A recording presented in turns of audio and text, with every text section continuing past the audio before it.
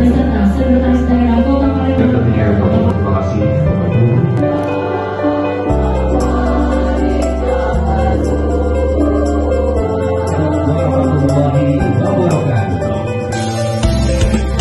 Ulang tahun Darmawanita Persatuan kali ini adalah penguatan fondasi transformasi organisasi Darmawanita Persatuan menuju Indonesia Emas tahun 2045.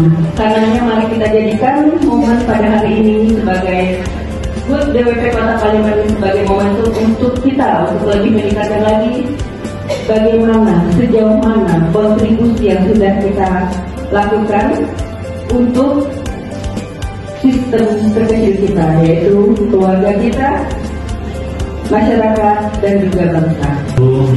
Persatuan para Darmawanitanya itu menjadi sangat penting untuk kekuatan utama kita, karena kekuatan utama itu tumbuh dari keluarga yang paling banyak bersama keluarga yang ibu-ibu khusus